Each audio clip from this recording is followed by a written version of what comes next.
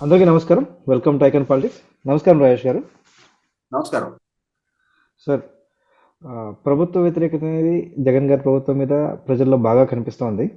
అయినప్పటికీ కొంతమంది తెలుగుదేశం వర్గాల్లో ఇంకా ఏదో ఒక మూల చిన్న సంశయం ఉన్నట్టుంది. ఇంకా అంటే పథకాలు బాగా అందుతున్నట్టున్నాయి, కొంతమందికి డబ్బులు అందుతున్నాయి.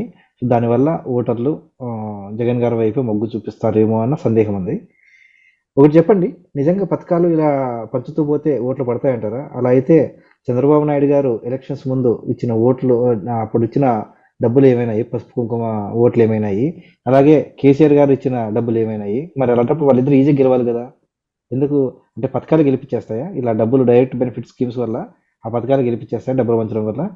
ఈ శ్రేణులు ఎందుకు ఇలా డీలా పడిపోతుంటారు? ఎప్పుడు కాస్త మీ విశ్లేషణ చెప్పండి సార్ దీని మీద. సహజంగా గతంలో ఎట్లా ఉండేదంటే రాజకీయ పార్టీలో క్రియాశీలకంగా ఉండే కార్యకర్తలు ప్రతిరోజు డే టు డే రాజకీయాల్లో ఇన్వాల్వ్ అవుతూ ఉండేవాళ్ళు. సామాన్య ప్రజానీకం వాళ్ళ లైఫ్ స్టైల్లో వాళ్ళు ఎంగేజ్ అయి ఉండేవాళ్ళు. ప్రతిరోజు రాజకీయాల గురించి కాకపోతే నలుగురు కలిసినప్పుడు చర్చించుకునేవాళ్ళు తప్ప ప్రతిరోజు రాజకీయ కార్యకలాపాలు ఏం జరుగుతున్నాయి, ఏమవుతుంది, రాష్ట్రంలో ఎవరెట్లా ఉన్నారు, ఏంటి అనే విశ్లేషణ ప్రతిరోజు చేసుకునే ఆస్కారం ఉండేది కాదు. ఎవరి దైనందిక జీవితం వాళ్ళకి సరిపోయేది. కానీ ఎప్పుడైతే సోషల్ మీడియా క్రియాశీలకంగా ముందుకొచ్చిందో, ప్రతి ఒక్కరూ సోషల్ మీడియాలో ఎంగేజ్ అవ్వడం మొదలుపెట్టారో, ప్రతి ఒక్కరూ రాజకీయ విశ్లేషణలు చేయడం ఎక్కువైపోయింది. ఇవాళ ఈ ప్రాసెస్‌లో ఏమైంది? చాలా మంది చాలా అతి భయాలకు లోనవుతా ఉన్నారు. అంటే జగన్మోహన్ రెడ్డి గారి ప్రభుత్వం, ఆ ప్రభుత్వ పరిపాలనా తీరు, ఆయన సృష్టించిన విధ్వంసం, ఆయన ప్రదర్శిస్తున్న అణిచివేత ధోరణి, వాళ్ళ శ్రేణులు చేస్తున్న దాడులు, దౌర్జన్యాలు, అక్రమ కేసులు, అరెస్టులు, జైలు వీటితోటి ఏమైందంటే ఎఫెక్ట్ అయిన వర్గాలు పోనీ ఏదైనా భయపడ్డాయంటే అర్థం ఉంది. ఎఫెక్ట్ కాని వర్గాలు కూడా ఏమో ఏ రోజు ఏ ప్రమాదం తమ దాకా ముంచుకొస్తాం అని చెప్పనే ఒక భయాందోళనకు గురవుతా ఉన్నారు. ఈ గురయ్యే ప్రాసెస్ లో ఒక రకంగా ఏంటంటే భూతద్దంలో చూస్తా ఉన్నారు ప్రతి అంశాన్ని కూడా. ఇవాళ ఎన్నికలు సహజ ప్రక్రియ. ఇవాళ పరిపాలన సమర్థంగా ఉంటే పాలకుడిని గెలిపించుకుంటారు. పరిపాలన సక్రమంగా లేదు అని ప్రజలు భావిస్తే పాలకుడిని ఓడిస్తారు, ప్రతిపక్షాన్ని గెలిపిస్తారు.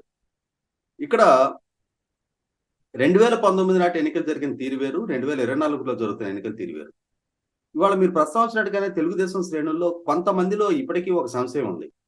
ఏమో జగన్మోహన్ రెడ్డి గారు పంపిణీ చేస్తున్న పథకాల లబ్ధిదారులు జగన్మోహన్ రెడ్డి గారితోటే ఇంటాక్ట్ గా ఉన్నారని అనుకుంటున్నారు.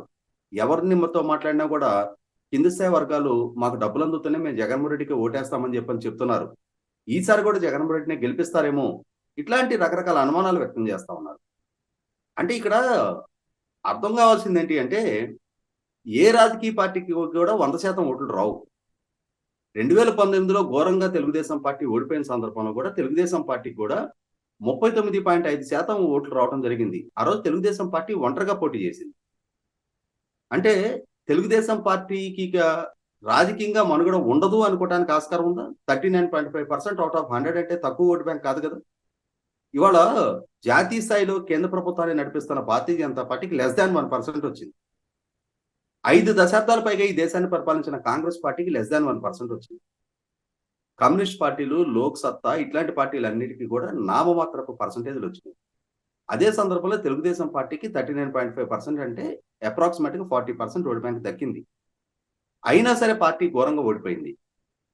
రేపు జగన్మోహన్ రెడ్డి గారి పార్టీ ఒకవేళ ఓడిపోయినా కూడా ఆయనకు కూడా డెఫినిట్‌గా ఒక 35%, 40% కన్సాలిడేటెడ్ ఓట్ బ్యాంక్ ఉంటది.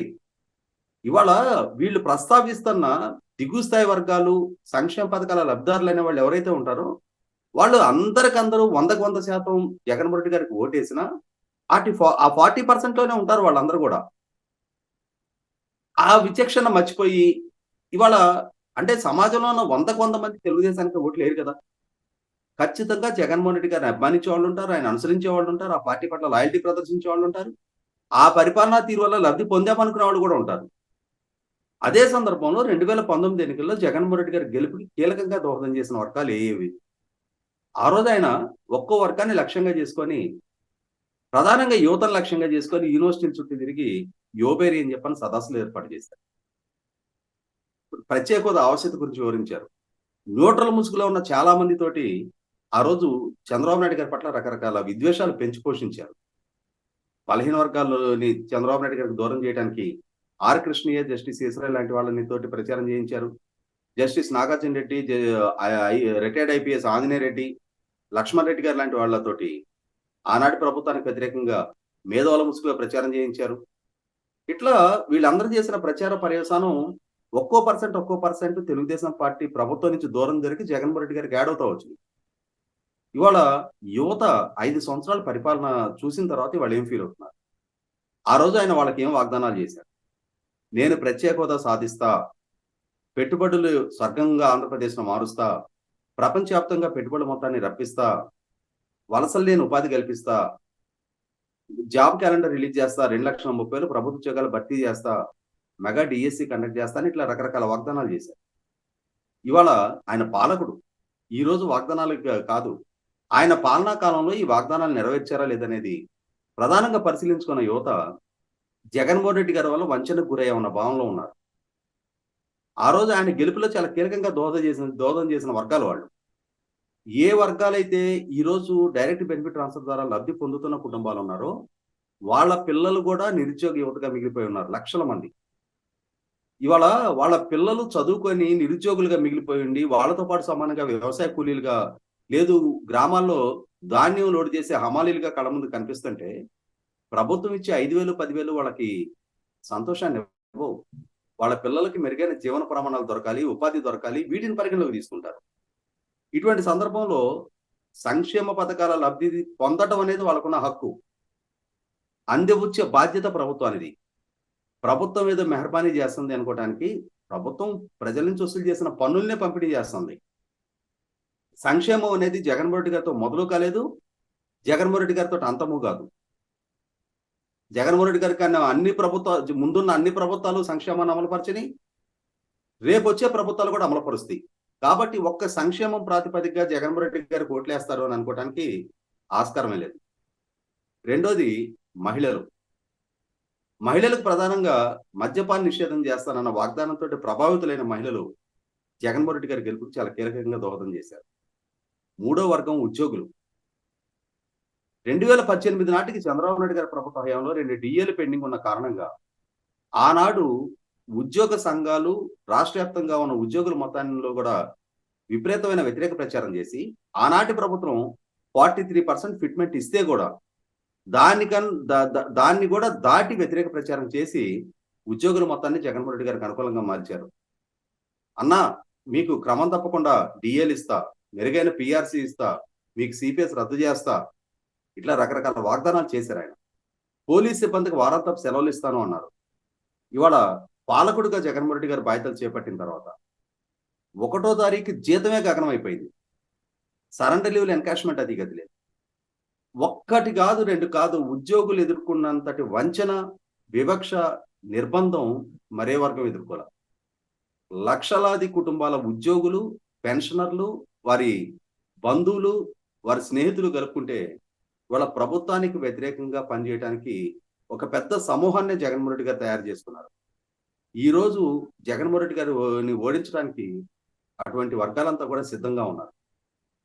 దళితులు, ఏ వర్గాలైతే జగన్మోహన్ రెడ్డి గారి పట్ల ఆకర్షితులై ఉన్నారు అని చెప్పుకుంటున్న వర్గాలు ఉన్నాయో ఆ వర్గాల్లో జగన్మోహన్ రెడ్డి గారి వల్ల డీబీటీ ద్వారా ఎంత లబ్ధి అయితే జరుగుతుందో అంతకన్నా ఎక్కువ నష్టం గత ప్రభుత్వాలు అమలు చేసిన సంక్షేమ పథకాలని రద్దు చేయడం ద్వారా జగన్మోహన్ రెడ్డి గారు ఒక విధ్వంసం సృష్టించారు. అన్నిటికన్నా ముఖ్యంగా స్థానిక సంస్థల ప్రజాప్రతినిధులు. ఇవాళ గ్రామాల్లో ఓటర్ని ప్రభావితం చేయగలిగే స్థానిక నాయకత్వం. జగన్మోహన్ రెడ్డి గారి ప్రభుత్వం సృష్టించిన విధ్వంస పరేశానం.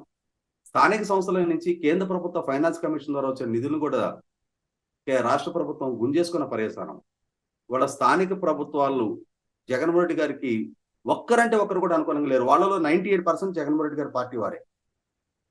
ఇట్లా ప్రతి వర్గాన్ని దూరం చేసుకుంటూ వెళ్ళారు. రైతులు, ఇవాళ ఆంధ్రప్రదేశ్ రాష్ట్రం ఎదుర్కొంటున్న వ్యవసాయ సంక్షోభం, జగన్మోహన్ రెడ్డి గారి పార్టీ ప్రభుత్వం తీసుకున్న అవగాహన రాయిత్యపు నిర్ణయ పర్యవసానం. ఇవాళ కృష్ణా డెల్టా మొత్తం కూడా అలో లక్షణాన్ని మొత్తుకుంటా ఉన్నారు. రబీ పంట చేతికి దక్కుతుందా లేదా అని చెప్పని ఒక రకమైన నైరాశ్యంలో మునిగిపోయి ఉన్నారు. ఇటువంటి పరిస్థితిలో రాష్ట్రానికి రాజధాని ఎక్కడ అంటే చెప్పలేని పరిస్థితి, పారిశ్రామికీకరణ అధిగతి లేదు, సంపద సృష్టి అగమగోచరంగా మారిపోయి లక్షల కోట్ల అప్పుల్లో రాష్ట్రం కొనారి వెళ్ళిపోతా ఉంది. 8 సార్లు కరెంటు బిల్లులు పెరుగున్నాయి. 3 సార్లు ఆర్టీసీ ఛార్జీలు పెరుగున్నాయి. రేషన్ ధరలు పెరుగున్నాయి. అన్నిటికన్నా ముఖ్యంగా పక్క రాష్ట్రాలతో పోల్చినప్పుడు 10 రూపాయలకి ఎక్కువగా పెట్రోల్ డీజిల్ ధరలు ఉన్నాయి. మద్య నిషేధం మాట దేవుడెరుగు.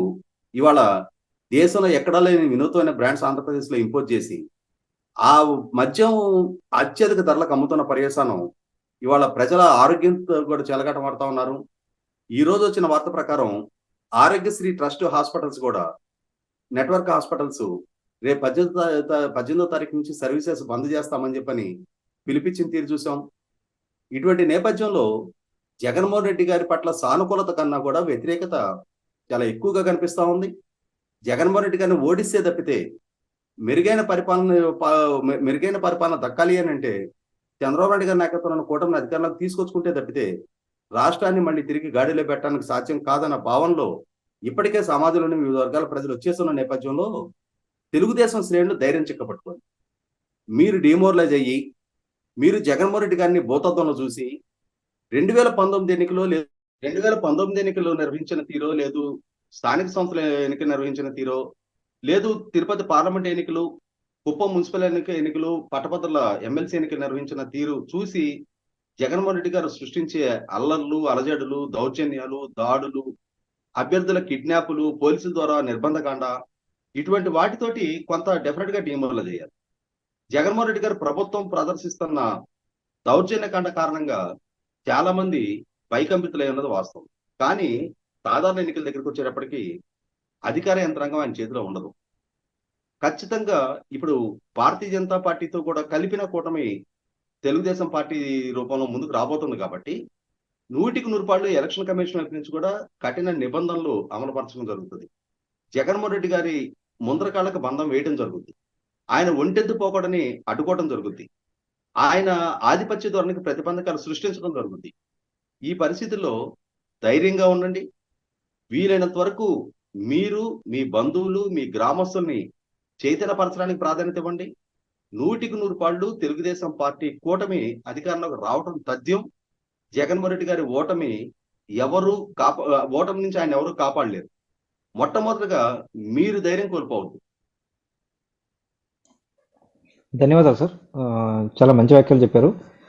మీరు చెప్పినట్టు ఎప్పుడైనా సరే మనం సెల్ఫ్ కాన్ఫిడెన్స్ ఉండాలి. వాయిస్ రావట్లేదు శ్రీనివాస్, నాది వచ్చిందా ఇప్పుడు దాకా? వచ్చింది. ఓకే, మీరు చెప్పినట్టు వీళ్ళు సొంతంగా వినపడట్లేదు, క్లోజ్ చేద్దాం. Okay sir.